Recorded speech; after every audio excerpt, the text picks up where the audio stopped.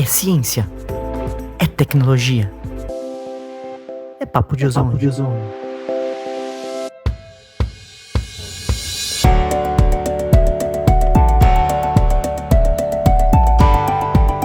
Bem-vindos a mais um Papo de Ozônio.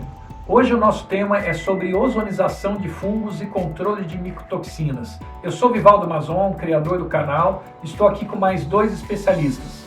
Meu nome é Marcos, eu sou engenheiro agrícola, trabalho com ozônio há mais de 11 anos, desde a minha iniciação científica, e atualmente estou aí como responsável pela parte de pesquisa e desenvolvimento da Maiozone e também atuo como pesquisador colaborador aqui na Universidade Federal de Viçosa. Meu nome é Hernandes Rodrigues de Alencar, eu sou professor da Universidade Federal de Viçosa, do Departamento de Engenharia Agrícola, e tenho trabalhado nos últimos 15 anos com pesquisas com ozônio. Todo mundo sabe o que é um fungo, mas uma micotoxina não é todas as pessoas que conhecem. Poderia explicar um pouco, Hernandes, o que é uma micotoxina? As micotoxinas são metabólitos secundários, são substâncias que são produzidas por fungos em determinadas condições, e essas substâncias elas são extremamente relevantes porque elas podem provocar doenças tanto nos seres humanos quanto nos animais. Vários países, diversos países têm limite para essas substâncias em alimentos.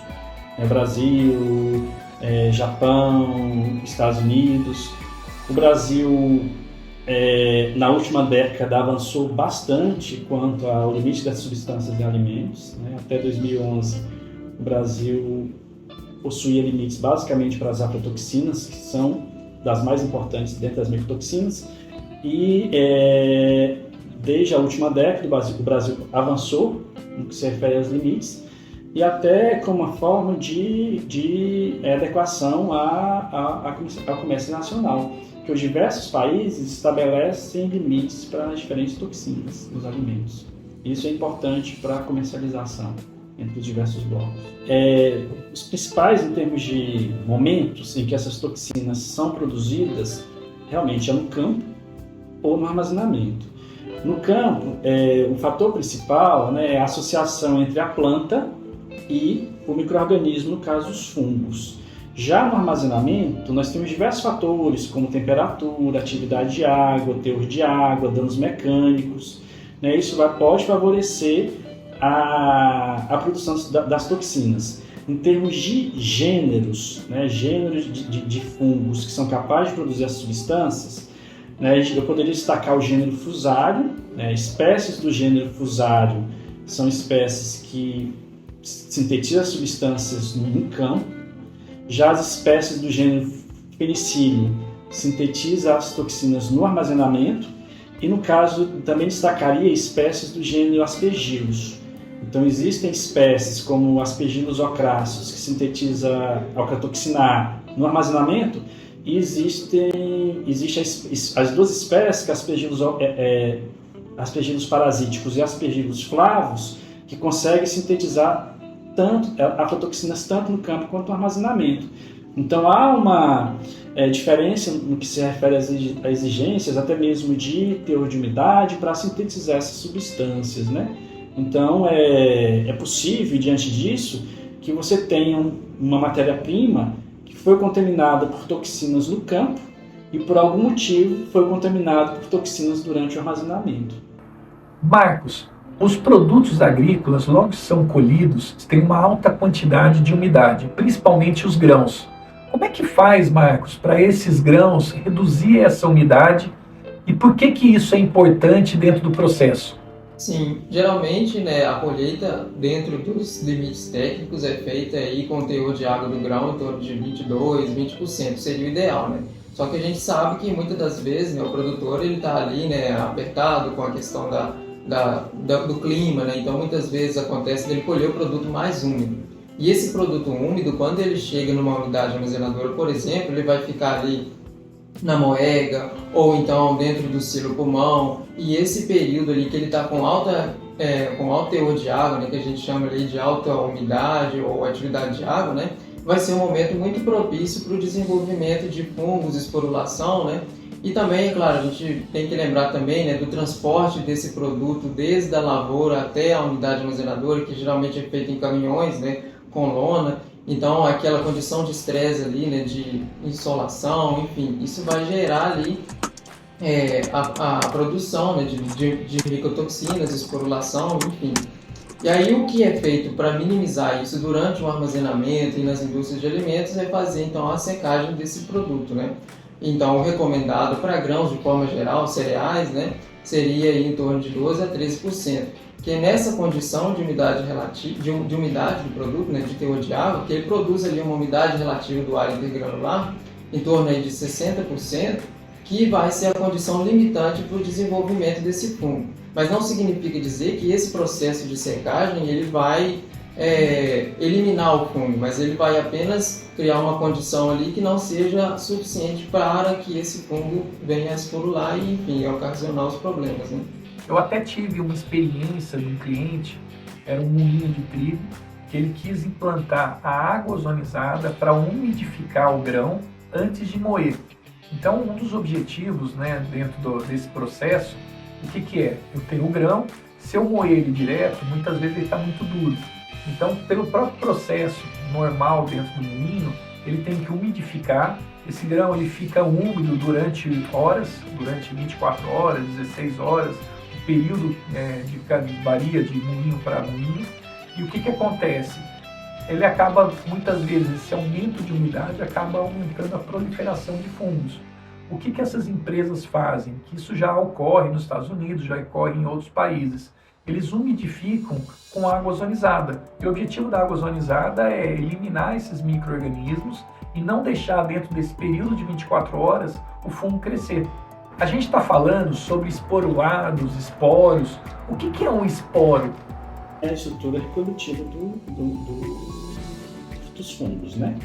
Então, ele vai em determinadas condições germinar, dar origem, enfim, à estrutura do fungo, e em função disso pode ou não ocorrer a síntese da toxina, em determinadas condições, né? Então, é a estrutura reprodutiva. E quando a gente está com umidade baixa, o esporo está vivo, ele pode se desenvolver, ele pode continuar vivo ali numa umidade baixa, por exemplo, 2 anos, 3 anos, e aí aumentou a umidade, ele pode vir a crescer? Isso. Então você pode ter, vou falar de modo geral, o micro-organismo está presente no alimento, estou falando assim em termos gerais, eu tenho um micro-organismo, ele está presente no alimento, só que em função de eu ter reduzido a umidade ou teor de água, né, enfim, até, vamos supor, grãos, 12%, 13%, o micro-organismo não vai ter água suficiente que vai favorecer o seu desenvolvimento. Então, o micro-organismo ele está presente, mas ele não vai ter condições favoráveis para a sua multiplicação, para o seu desenvolvimento. Então, a secagem, é importante deixar claro, assim, a secagem por si só, ela não elimina o micro-organismo. Ela simplesmente, através da redução do teor de água, eu desfavoreço a proliferação dos micro-organismos. No nosso caso, nós estamos falando dos fungos. E hoje é uma forma de controle, né? É uma forma de controle, mas o micro-organismo vai continuar presente. Correto. Só que não tem condições favoráveis para a sua multiplicação. Marcos, de todos os produtos agrícolas, quais são mais suscetíveis à proliferação de fungos?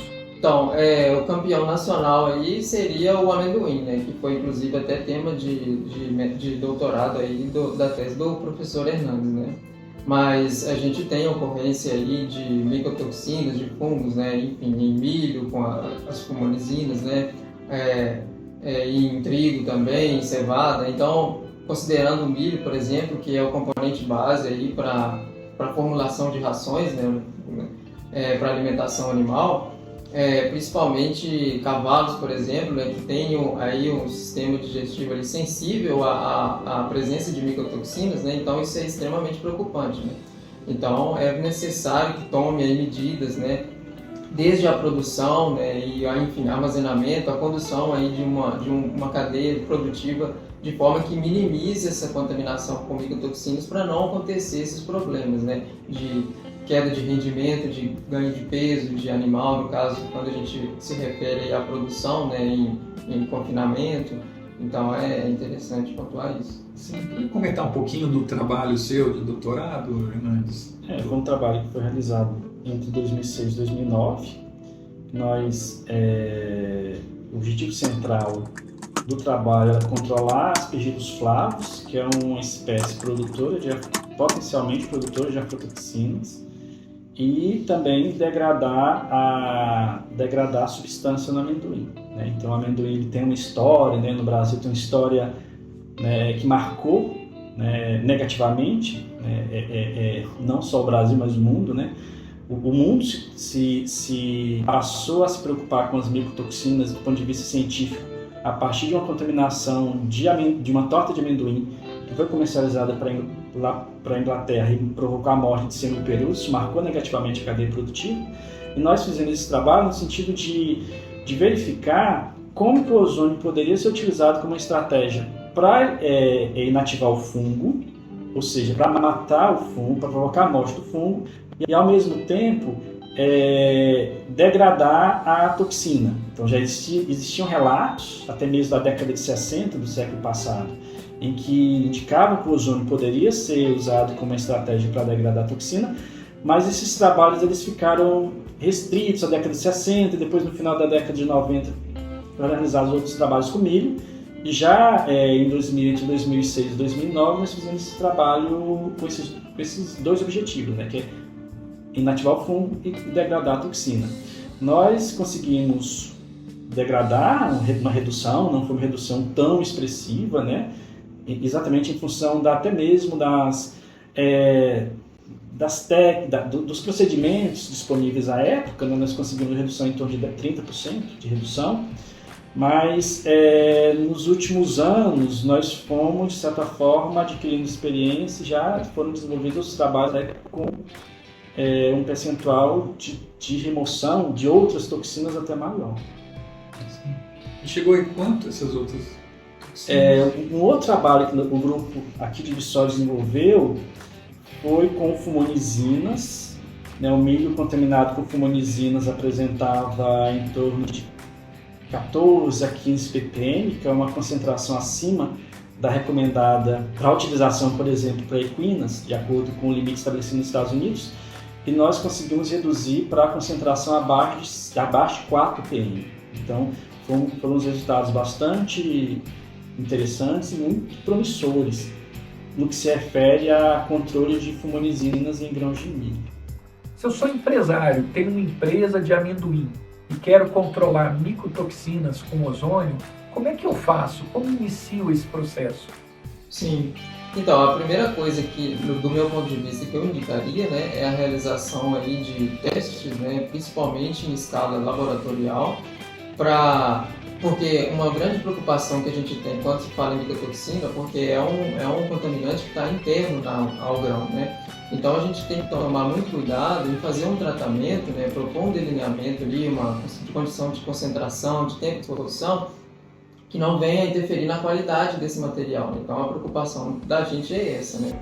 Então, a partir disso, né, definindo ali um tempo suficiente para atingir o objetivo, que é a redução dessa contaminação e não prejudicar a qualidade do material, então aí a gente está preparado, né, com doses definidas para poder então dimensionar um sistema em escala industrial, né, e aí ter a chance de sucesso ser bem maior. Né? Então, primeiro identifica a dosagem, né, faz esses testes, avalia se isso teve alguma interferência no grão, para depois sim fazer. Não é só, comprei um gerador de ozônio, vou implantar dentro da minha empresa, ele liga. Sim. É que nem tentar assar uma torta sem saber a temperatura, sem saber o tempo de cozimento, que pode dar errado. Sim, né? e são objetivos distintos, né? Uma coisa é você tratar o grão para desinfecção fúngica, outra coisa é reduzir a contaminação que já ocorreu, né? Então a gente sempre tenta conduzir, né, as pesquisas de forma que comece a atacar o problema no início, né? Sim. Porque depois que a micotoxina já aconteceu, né, o fungo já se proliferou e já contaminou, aí é um pouco mais difícil, né? Então a gente tenta trabalhar dessa forma. As dosagens usadas de ozônio são as mesmas para todos os produtos? Por exemplo, se eu for aplicar uma dosagem para o milho, é a mesma dosagem para uma soja, a mesma dosagem para um arroz? Como é que isso funciona? Como é que encontra essas dosagens para cada tipo de produto? Pesquisas sejam cada vez mais realizadas para chegar nessa dose adequada, que seja eficiente para remover ou para degradar as micotoxinas. Mas o ozônio tem uma especificidade que ele não é estável e a degradação do ozônio vai depender das características do material que está entrando em contato. Então, se eu pensar em termos de aplicação, a condição que eu aplico para milho certamente vai ser diferente da condição que eu aplico para amendoim, por exemplo. Que a composição é diferente, as características físicas são diferentes, isso tudo vai influenciar na forma com que o ozônio interage com o produto. Então, infelizmente, eu falo isso, não tem como eu definir uma condição que seja suficiente, seja adequada para todas as matérias-primas, porque as características dos diferentes alimentos são distintos. Sim. A composição é distinta, as propriedades físicas são distintas, isso tudo vai afetar o ozônio exatamente por ele ser altamente reativo e não ter e ser instável, né? Isso vai influenciar na eficiência do processo.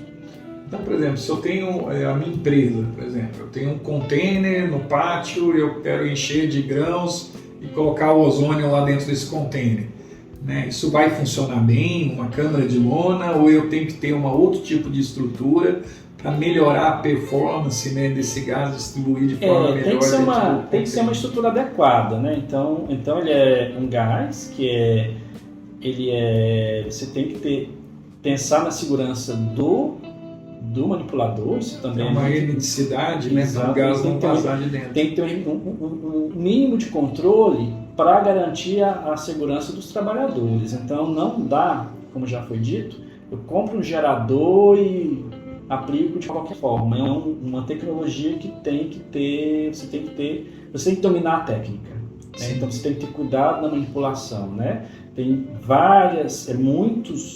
o ozônio pode ser utilizado de diversas formas, em vários produtos, mas tem que utilizar uma estrutura adequada, tem um treinamento adequado para uso. Sim.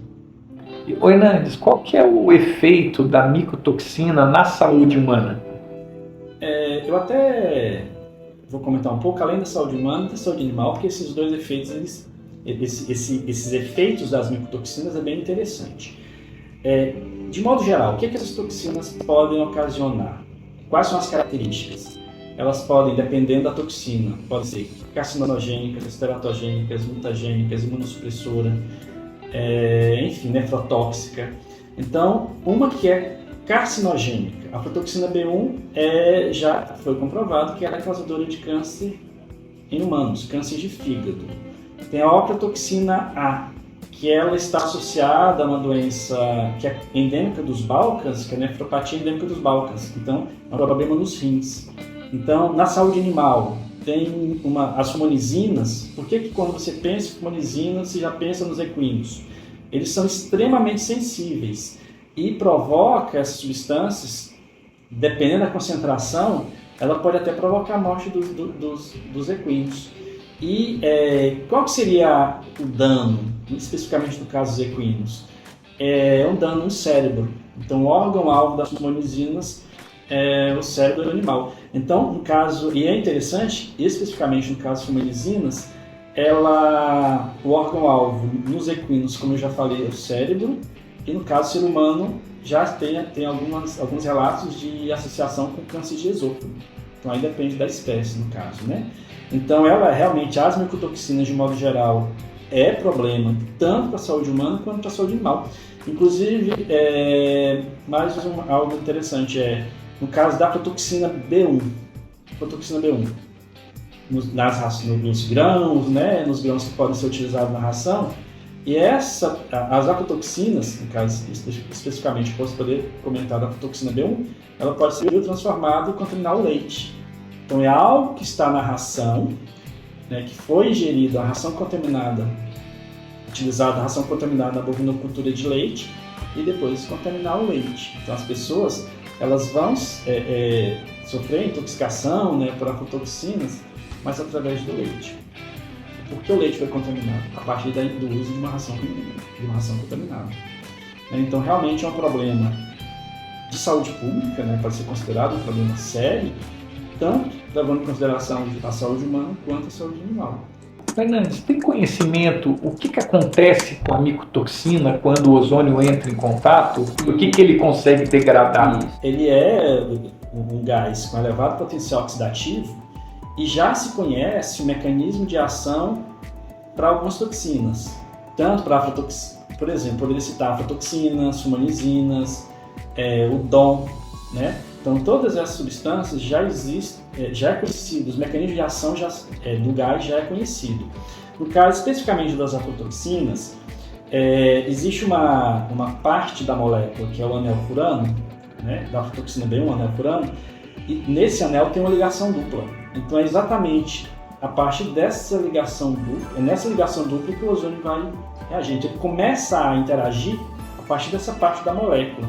Então, afinal, o que você tem? Porque também isso já foi objeto de estudo.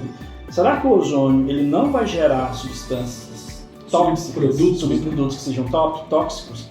Isso já foi estudado, já tem pesquisa e não se chegou a nenhuma substância que é tão potente ou mais potente que no caso a aflatoxina B1. Não se chegou, né? Então ele é seguro na aplicação. Para essa finalidade ele é seguro. Sim. E o ozônio, assim, ele já foi classificado como geralmente é conhecido como seguro. Então ele não vai, é importante também, ele não deixa resíduo no alimento. Então, será que o ozônio eu vou aplicar no alimento e não vai deixar resíduo? O ozônio é gerado a partir do oxigênio, e o produto da degradação do ozônio é o próprio oxigênio. O ozônio por si só ele não vai causar nenhum problema, levando em consideração o alimento. Existem grãos que têm alto teor de lipídios. Existe algum risco do ozônio alterar a característica sensorial desses produtos? Então, esse aí até o professor Hernandes pode comentar melhor, né? Mas no trabalho do grupo de pesquisa dele lá na UNB, né, foi feito exatamente isso. Eles avaliaram a aplicação de ozônio em castanhas, né, castanha do Brasil, e verificaram aí, chegaram a investigar até o perfil lipídico, né, da castanha para ver se teve alguma alteração ou não, né, no material. Isso. Essa questão da contaminação, do efeito na parte lipídica, né, no constituinte lipídico, realmente é uma preocupação. Se pensar, o milho tem 3 a 5% de lipídios, já a castanha tem 60 a 65%. Por isso, mais uma vez, a questão de aplicar, mas levando em consideração as características do produto. E esse trabalho foi realizado, é relativamente recente, e nós conseguimos analisar se iria ter ou não alguma alteração no perfil lipídico. Né? Então, até mesmo concentrações que podem ser consideradas altas, né, concentrações do gás, nós não verificamos, nós não observamos alteração no perfil lipídico. Isso é bastante interessante, porque uma das primeiras preocupações que tem, mas será que o produto vai ser oxidado? Será que vai alterar né, a fração lipídica? E isso nós não observamos, levando em consideração o perfil lipídico. Tá? Gostaria de aproveitar e perguntar aqui para o Hernandes, quais são as estratégias de prevenção e controle de micotoxinas? No caso dos fungos, né, se nós pensarmos em grãos, seria, retomando a questão da secagem, né, seria a principal estratégia.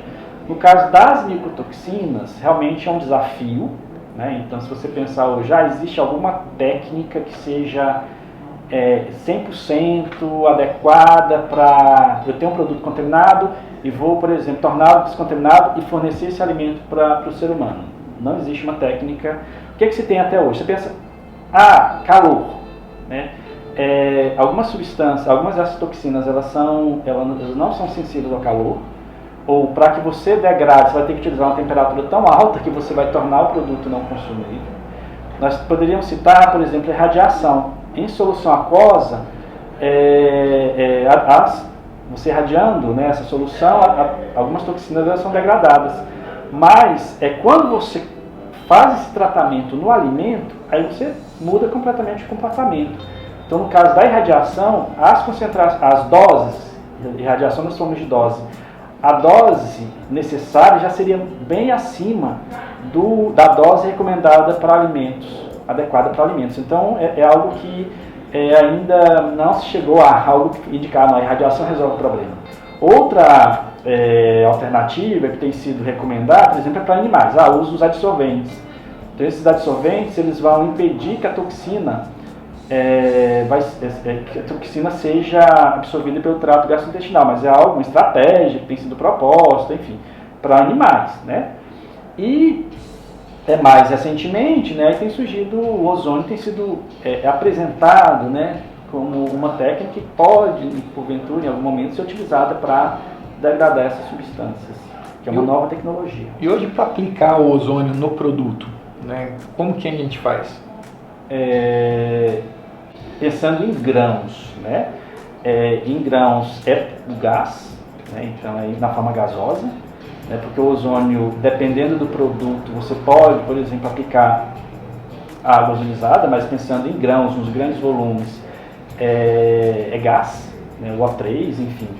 E seria o mais adequado, né? A forma mais adequada para grãos. E mais, no caso, uma aplicação no grão é mais fácil do que uma aplicação de um produto, uma farinha, né? Um produto Isso, exatamente, em função das características do produto, né? Se você pensar, eu quero tratar grãos com o ozônio, vai ser um comportamento. Se você pensar nas farinhas, exatamente em função das características da farinha, é um processo um pouco mais complicado, né? Tem trabalho já foi testado a ozonização com a movimentação do produto, né? Porque realmente o